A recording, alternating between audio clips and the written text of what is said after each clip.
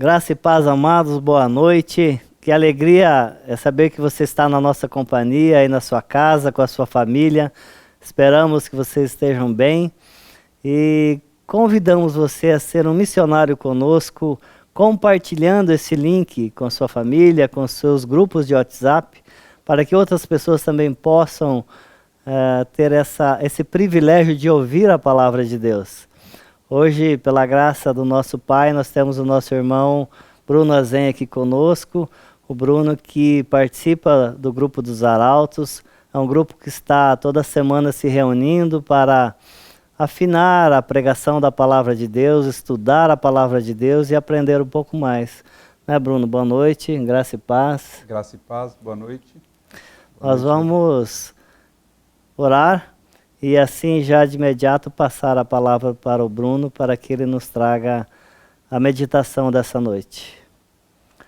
Pai, nós te agradecemos, te bendizemos por esse privilégio de podermos estar aqui, através dessa mídia social, para proclamar o teu Evangelho, o Evangelho de Jesus Cristo, que nos incluiu na sua morte, nos incluiu na sua ressurreição, nos dando uma nova vida, para que, através dessa nova vida, pudéssemos, através do nosso agir, do nosso falar, apresentar a pessoa de Jesus Cristo a outras pessoas que ainda não o conhecem.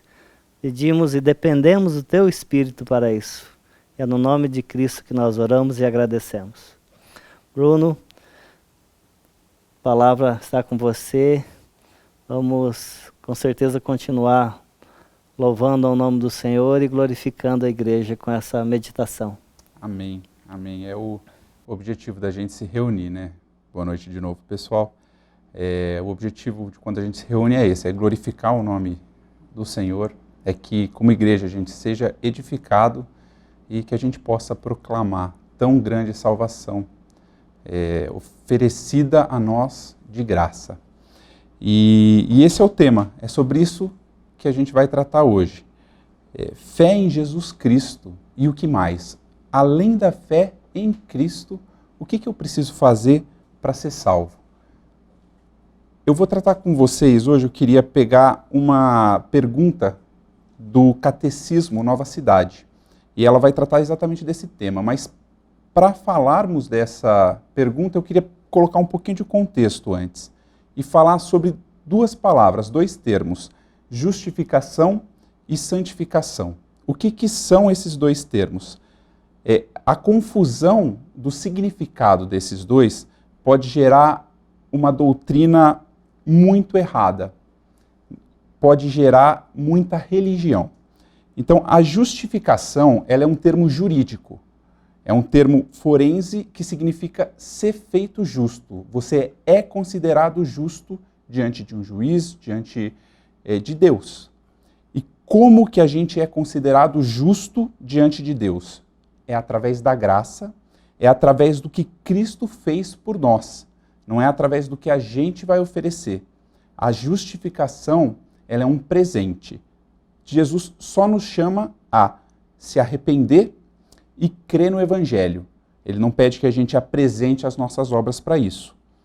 Santificação, por outro lado, ela é o processo, ela é o passo a passo.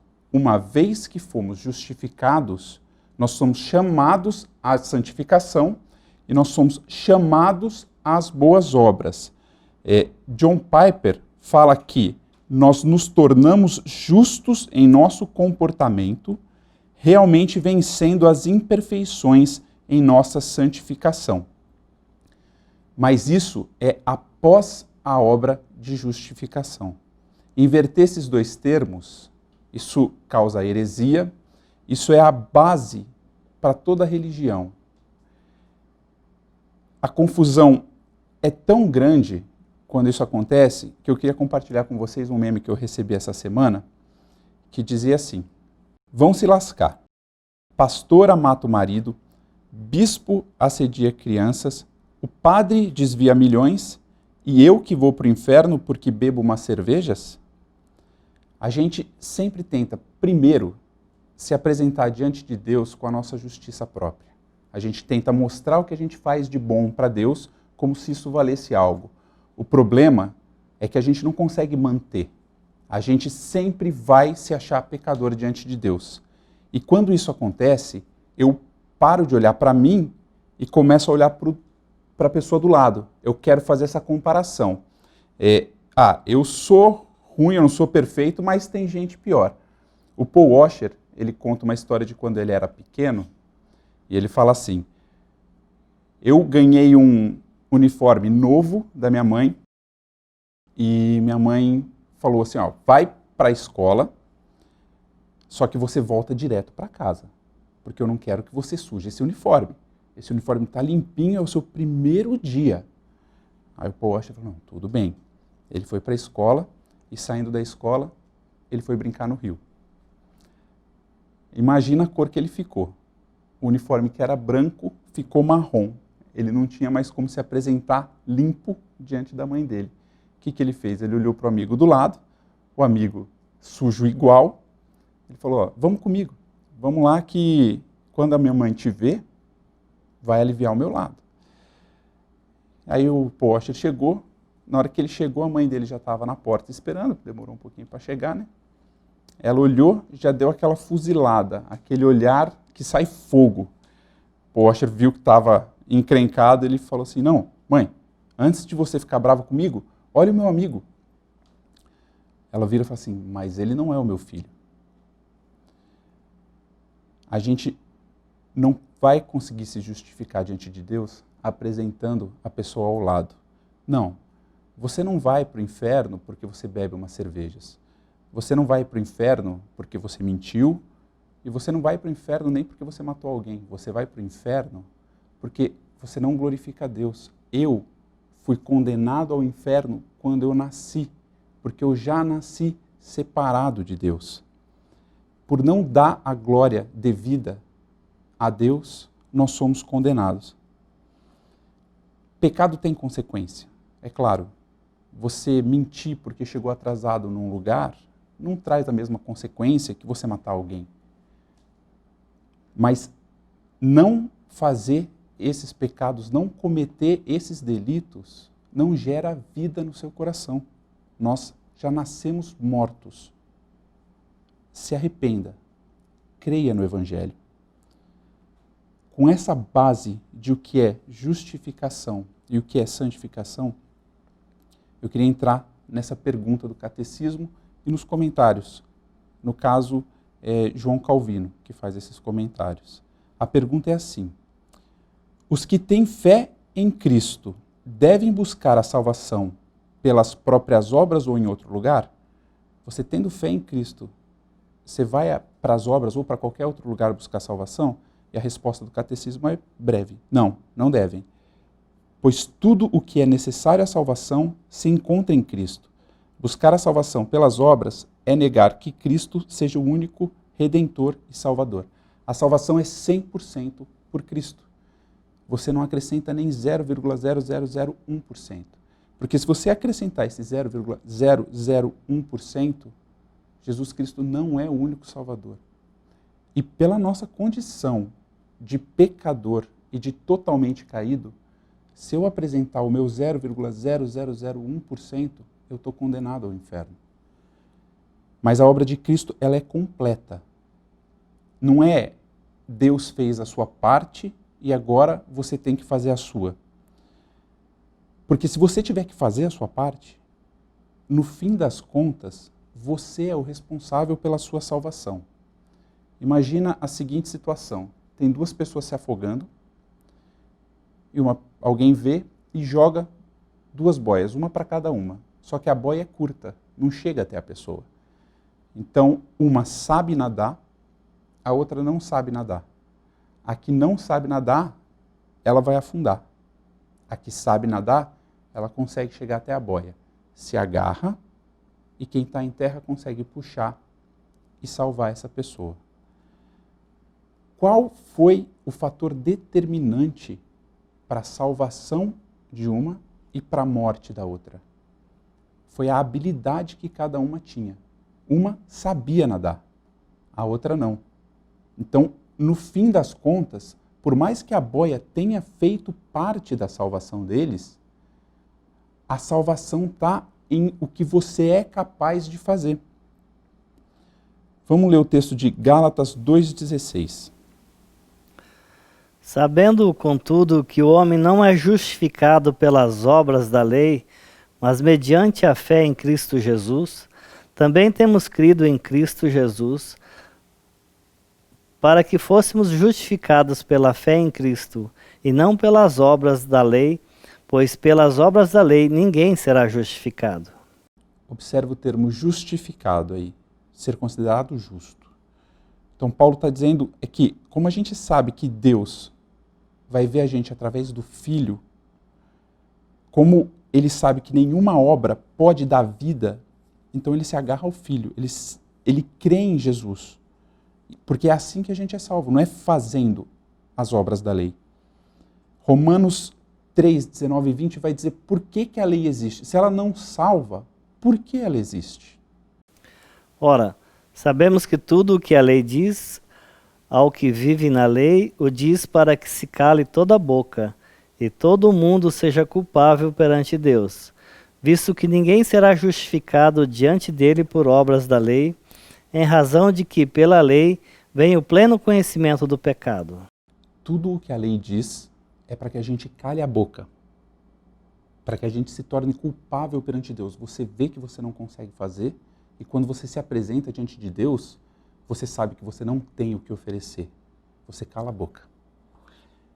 A lei, ela serve para dar pleno conhecimento do pecado. É aquela história do espelho. Você olha para um espelho e você vê que você está sujo. Mas você não pega o espelho e esfrega na cara para se limpar. Você precisa de água e sabão. A lei é o espelho. Cristo é a água e sabão. A obra que ele fez na cruz é o que limpa a gente. Eu quero começar a ler com vocês então o comentário de Calvino. Ele vai dizer assim: afirmamos que, independentemente do tipo de obra que uma pessoa faça, ela é considerada justa diante de Deus simplesmente com base na misericórdia gratuita. Porque Deus, sem nenhum respeito às obras, adota a pessoa gratuitamente em Cristo, imputando a ela a justiça de Cristo como se fosse sua. Todas as obras que uma pessoa faz por si só, elas não têm o menor valor. Isaías 64:6, um texto bem conhecido da comunidade. Mas todos nós somos como o imundo, e todas as nossas justiças como trapo de imundícia. Boa ação não significa glorificar a Deus. Aqui está falando da boa obra, da justiça que a gente faz. Não está falando do pecado que a gente comete. A justiça que a gente faz, elas são trapos de imundícia. A gente já conhece o que isso significa. O problema é que nós não glorificamos a Deus. Nós não fazemos aquilo que nós fomos criados para fazer. Como diz 1 Coríntios 10:31. Portanto, quer comais, quer bebais, ou façais outra coisa qualquer, fazei tudo para a glória de Deus. Justamente porque a gente não vive para a glória de Deus, é que a gente não pode confiar nas nossas próprias obras. Agora, independente do que a gente fez, independente das obras más que a gente já acumulou para nós, Deus vê em nós a justiça do seu Filho. É como Efésios diz, mas Deus, apesar da gente ser como a gente é, Deus vem e salva a gente. Romanos 3, 23 e 24. Pois todos pecaram e carecem da glória de Deus, sendo justificados gratuitamente por sua graça, mediante a redenção que há em Cristo Jesus. Todos pecaram, todos caíram, mas gratuitamente por sua graça. É como falar de graça, redundância.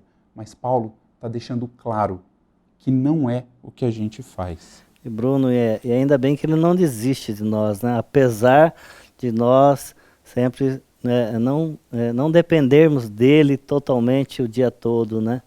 A gente vai continuar sendo infiel. A gente vai cair. O processo da santificação nos vai limpando, vai fazendo as nossas obras serem justas. Mas independente disso, ele não muda quem ele é. Calvino vai dizer, a isso chamamos justiça da fé. Ou seja, quando uma pessoa vazia e exaurida de toda a confiança nas obras, é convencida de que a única base de sua aceitação por Deus é uma justiça que falta nela mesmo e é emprestada de Cristo. Quando nós erramos, quando nós falhamos, Deus não vê a gente. Quando nós acertamos, Deus não vê a gente. Quando Deus olha para a gente, Ele vê o Filho. Ele vê o sangue de Cristo que foi derramado por nós para nos salvar. Isso significa que se eu não posso fazer nada para alcançar a salvação, porque eu estou morto no meu delito, no meu pecado, isso também significa que não tem nada grande demais que eu tenha feito que o perdão não vá cobrir, que a obra da cruz de Cristo não seja suficiente. Não interessa o que está para trás. Não interessa as obras malignas que nós fizemos, como vai dizer em Colossenses 21, 22, Deus nos vê no Filho, Deus nos vê perfeitos. E a vós outros também que outrora erais estranhos e inimigos no entendimento pelas vossas obras malignas, agora, porém, vos reconciliou no corpo da sua carne, mediante a sua morte, para apresentar-vos perante ele santos, inculpáveis e irrepreensíveis. A gente era estranho, inimigo, cheio de obra maligna. E agora nós somos apresentados santos, inculpáveis e irrepreensíveis. Ele nos vê assim. Como? Ele nos reconciliou no corpo da sua carne, através do que Cristo fez por nós.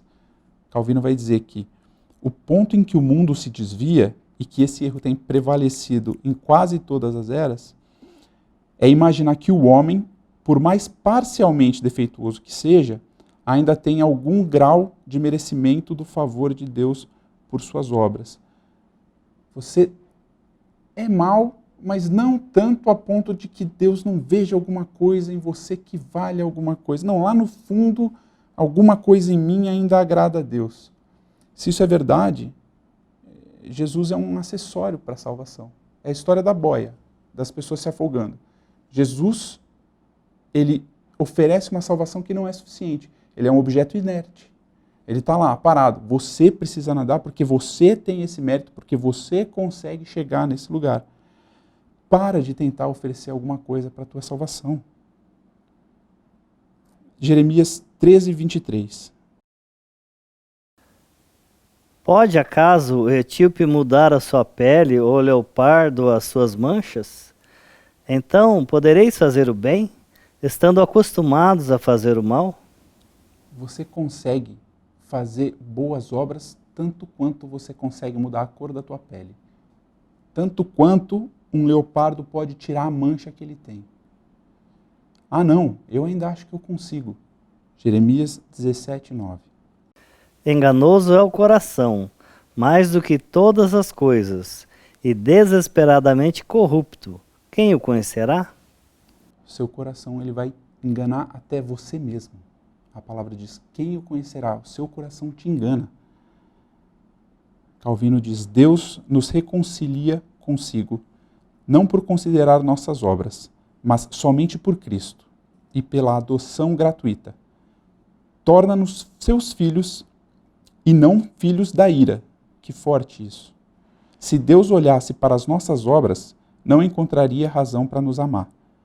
Portanto, é necessário que Ele enterre nossos pecados, imputando a nós a obediência de Cristo, a qual suporta somente seu escrutínio, e nos adote como justos pelo merecimento dele. São os merecimentos de Cristo. A motivação de Deus para nos salvar não está em nós. A motivação de Deus para nos salvar está em Cristo, está nele mesmo. Vamos para Ezequiel 36, é um texto muito conhecido, todo mundo fala, A troca do coração? É a troca do coração. Mas vamos 4 versículos acima. Versículo 22 do capítulo 36 de Ezequiel.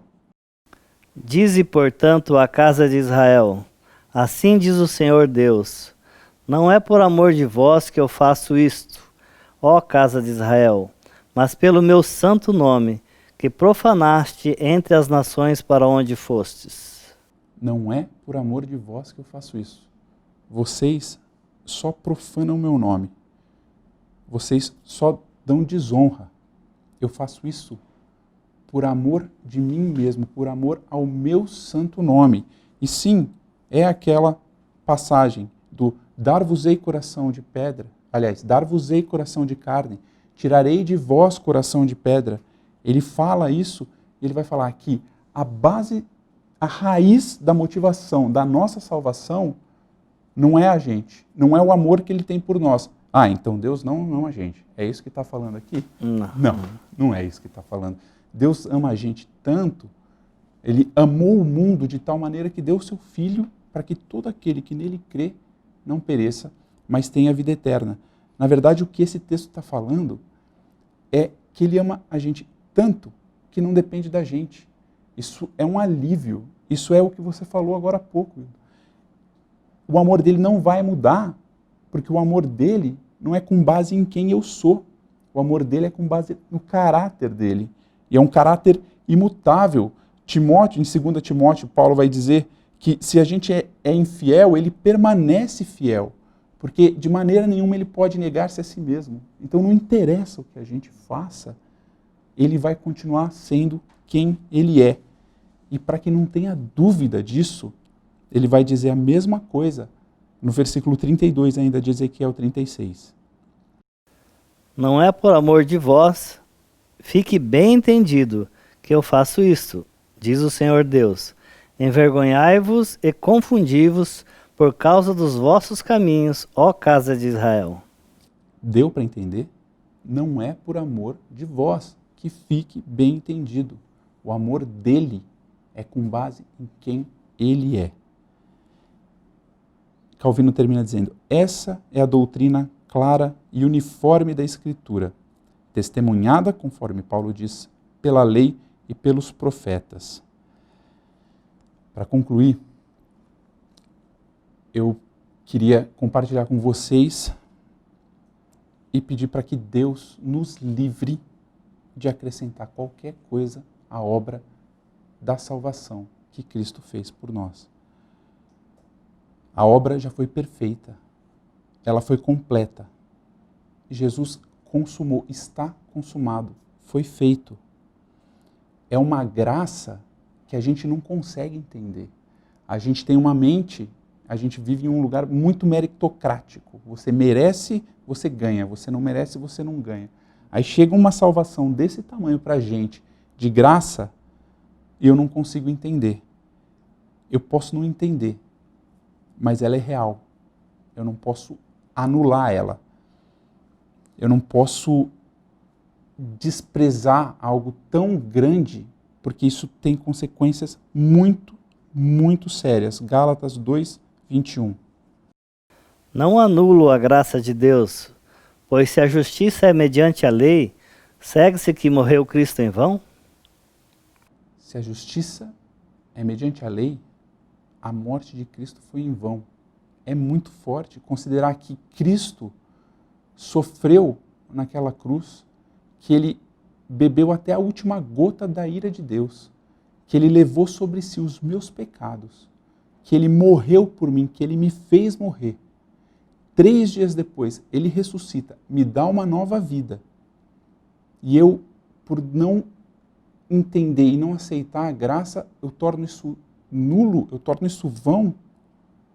O que será de mim se negligenciar, se não fizer caso de tão grande salvação? Hebreus 2, 2 e 3. Se, pois, se tornou firme a palavra falada por meio de anjos, e toda a transgressão ou desobediência recebeu justo castigo, como escaparemos nós, se negligenciarmos tão grande salvação, a qual, tendo sido anunciada inicialmente pelo Senhor, foi-nos depois confirmada pelos que a ouviram. Essa salvação, ela foi anunciada no Antigo Testamento, isso não é doutrina nova. Isso não começou com a vinda de Cristo, isso se manifestou com a vida de Cristo. A gente leu alguns versículos aqui hoje do Antigo Testamento falando dessa salvação. Agora, o que será de nós se negligenciarmos tão grande salvação oferecida a nós de graça? Aquele exemplo da boia, das pessoas se afogando, ele não é real. A nossa condição é, nós estamos afogados, pulmão cheio d'água, desmaiados, afundando e sem a menor condição de sair dali. E precisa que um salva-vidas pule, busque lá embaixo, leve para a praia e ressuscite. Essa é a nossa condição. A gente não consegue sair de onde a gente está. E a oração final aqui do catecismo é algo que faz a gente pensar, porque às vezes a gente pensa que eu não me apego nas obras para a minha justificação, mas às vezes eu vivo como se isso fosse verdade. Então essa oração do catecismo eu queria compartilhar também com vocês, ela vai dizer assim: Deus um e único, guarda-nos de confiar em boas obras ou em viver de modo que implicitemos serem elas a base de nossa salvação. Não é só eu confiar na boa obra para me salvar, mas eu viver de forma como se isso fosse verdade. Por exemplo, eu pequei e eu não me achego a Deus logo de cara. Por quê? Porque eu estou sujo, eu me sinto sujo, eu preciso me limpar para eu poder orar. Então, eu vou ler a palavra, eu vou ouvir um louvor, eu vou tratar bem a minha esposa, vou fazer alguma coisa, pronto. Agora já estou espiritual de novo, já posso falar com Deus. Deus me livre não só de não confiar nas obras para minha salvação, mas Deus me livre de viver de tal forma que parece que elas fazem alguma coisa por mim. Que o Espírito Santo possa revelar isso no meu coração, no seu coração, para que a gente possa, então, viver de forma que glorifique a Deus, viver para as boas obras, mas para que isso seja uma obra dele, por ele e para ele. Amém. Que maravilhoso é lembrarmos e buscando na palavra de Deus que esse sacrifício foi único e perfeito para todo sempre, né, Bruno? Porque lá antes de Cristo, os sacerdotes faziam aqueles sacrifícios, né? E eles precisavam ser repetidos de tempo em tempos. Mas Cristo veio e fez uma obra completa. Quando na cruz ele falou que está consumado, é porque não ficou mais nenhuma vírgula para trás, né? Então nós podemos nos apegar nessa palavra que com certeza ela é viva e eficaz, e que o Espírito Santo venha revelar isso em cada um de nós, para que não se apeguemos nas nossas forças, para que não se apeguemos na nossa comunidade ou na nossa igreja onde participamos, né? Na nossa própria dependência, mas que sim, que nós dependemos exclusivamente do poder e da graça de Deus Pai, que age em nós através do seu Filho e que o seu Espírito vem vivificar isso em nós, né? Que, mais uma vez, o nome de Cristo seja glorificado nessa situação toda que nós estamos vivendo. Nós sabemos que está difícil, nós temos acompanhado algumas famílias, mas sabemos que para tudo isso o Pai tem um propósito. Para tudo isso o Pai tem um objetivo nas nossas vidas, é trabalhar conosco para que nós cada vez mais dependamos da graça e da misericórdia dele.